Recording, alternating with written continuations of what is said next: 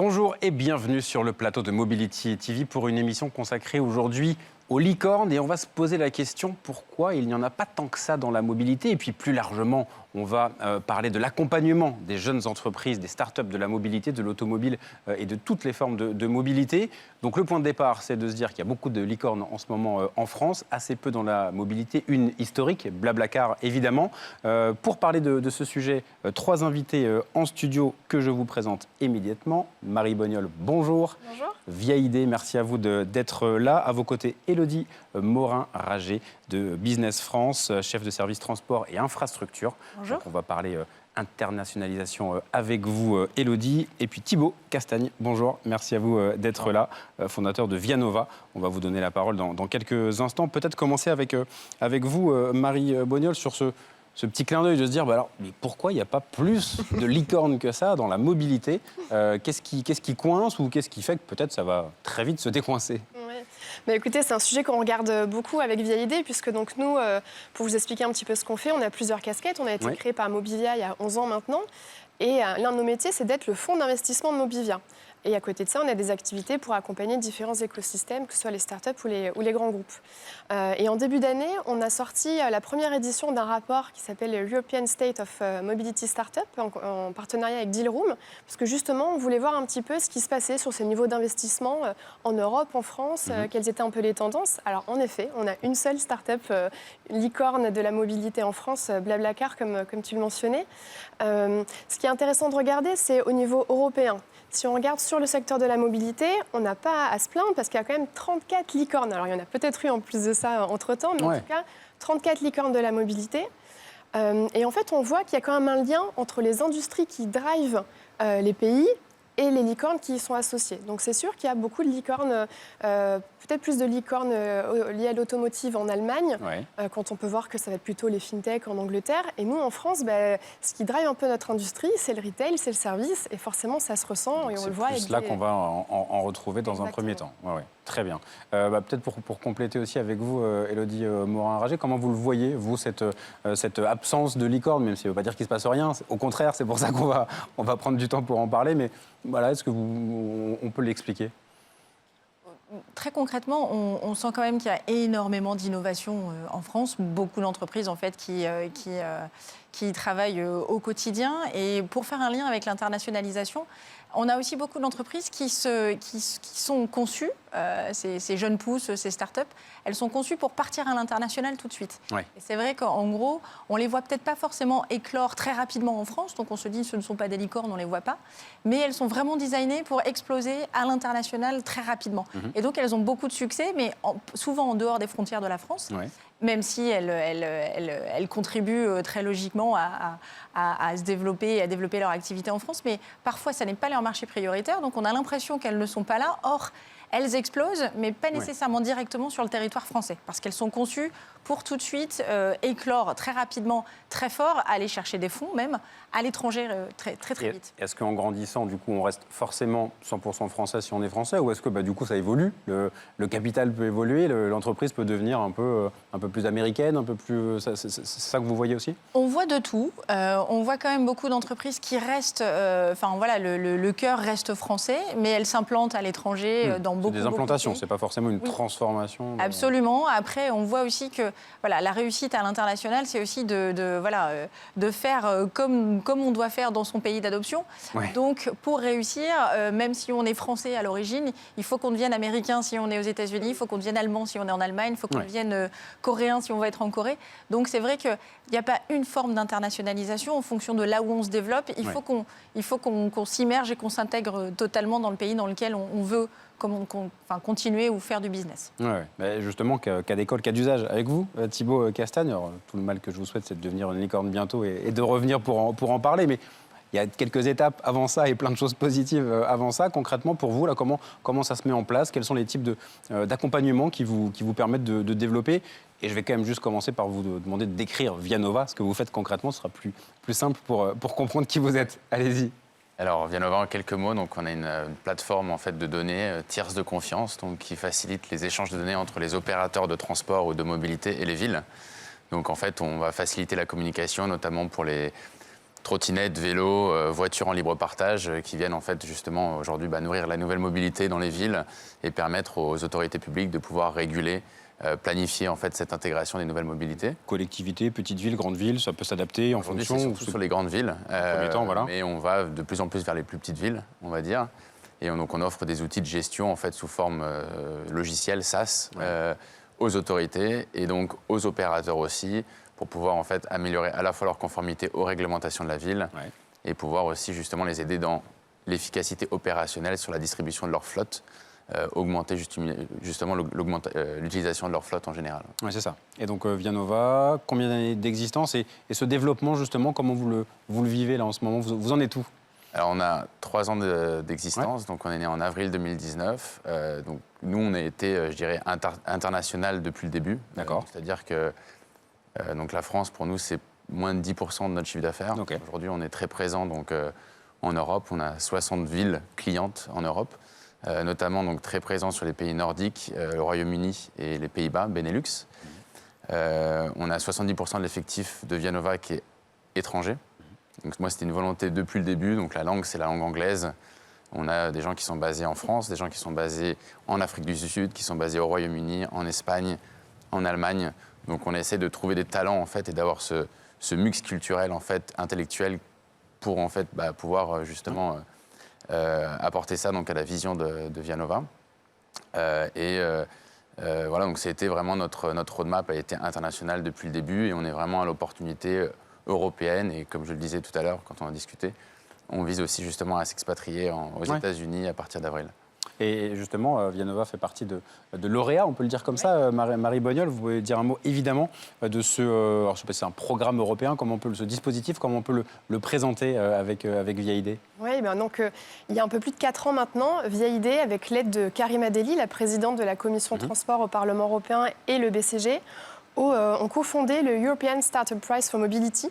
Et en fait, on présente ça vraiment comme une initiative publique-privée qui vise à mettre en relief, à faire un gros coup de projecteur sur toutes les startups innovantes autour de la mobilité durable en Europe. En Europe, c'est ça. Donc voilà, l'idée, c'est vraiment d'essayer de les aider, déjà de les identifier, de les connaître, de faire un coup de projecteur. Et on est ravis parce que là, on est en train de clôturer la 4e édition et on a eu presque 600 candidatures. Et en effet, Vianova fait partie du top 10. Et donc l'idée, c'est vraiment ensuite de les aider à accélérer en Europe. Comme le disait tout à l'heure Elodie, l'idée, c'est vraiment de les aider à se développer à l'international et de les mettre en relation avec les bonnes personnes, de leur donner un bon coup de pouce. Et là, oui, voilà, très concrètement, qu'est-ce qui peut se mettre en place pour Vianova, qui n'aurait peut-être pas été le cas s'il n'y avait pas eu ce top 10 là, comme ça? Qu'est-ce qui peut se déclencher dans les semaines qui viennent? Il n'y a pas de baguette magique, mais dans les semaines qui viennent, qu'est-ce qui peut se mettre en place?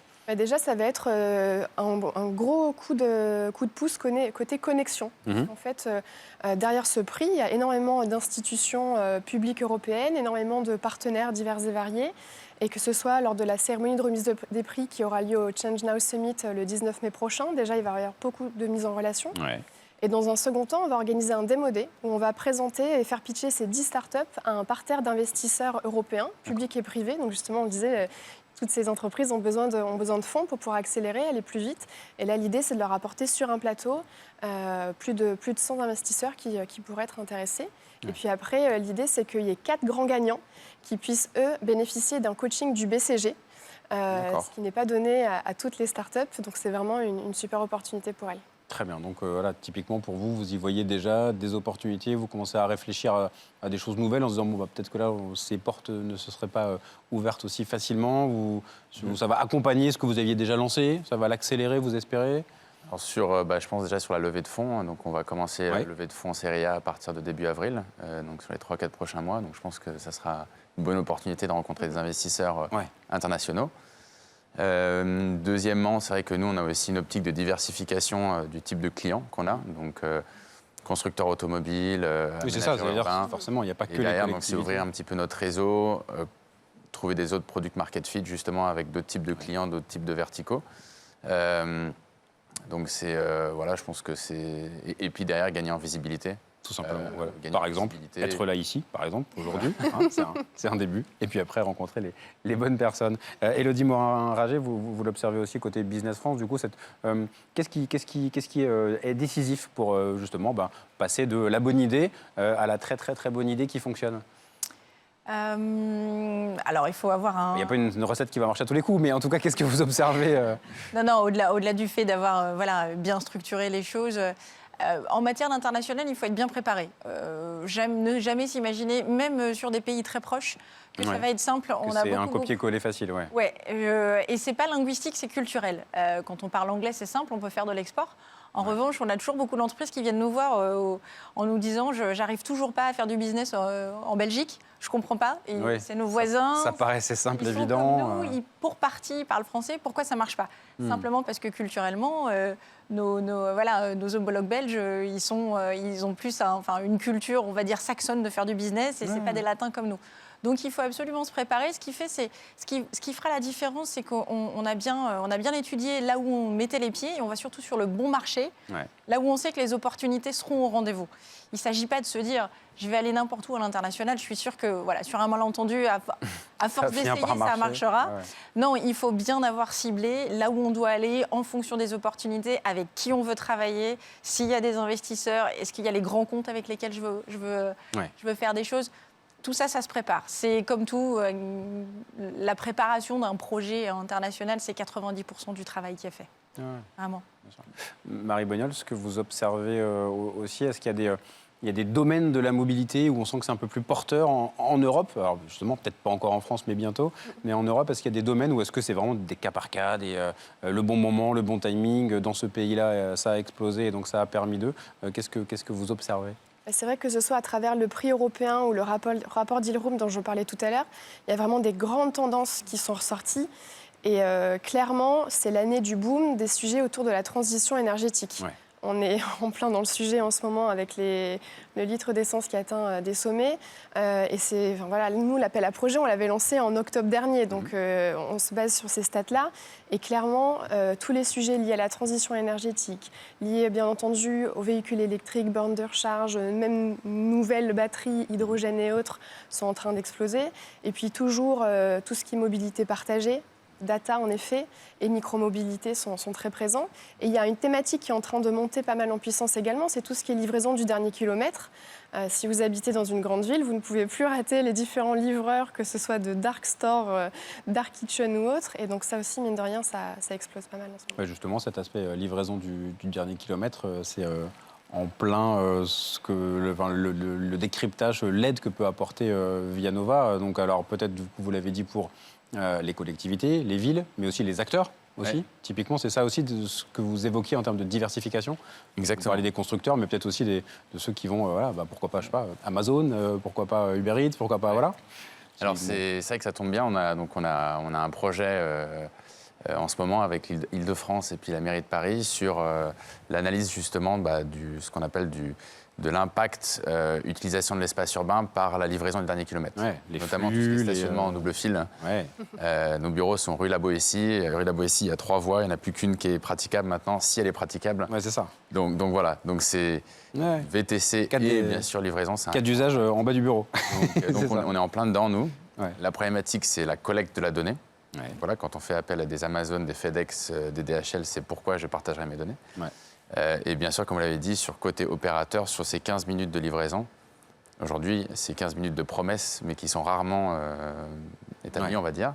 Donc il y a aussi un travail de notre côté, en tant que spécialiste données, de pouvoir les aider à optimiser ces livraisons. Oui, parce que typiquement, c'est le genre de problématiques que toutes les grandes villes ou même moyennes connaissent ou seront amenés à connaître. Donc c'est forcément là ce que vous visez aussi. Et sur l'aspect internationalisation, États-Unis, vous l'avez un peu évoqué. Est-ce que comment vous choisissez? Est-ce que c'est aussi un peu des rencontres, des hasards, vous dites forcément on va viser les grandes villes, les grandes capitales dans un premier temps?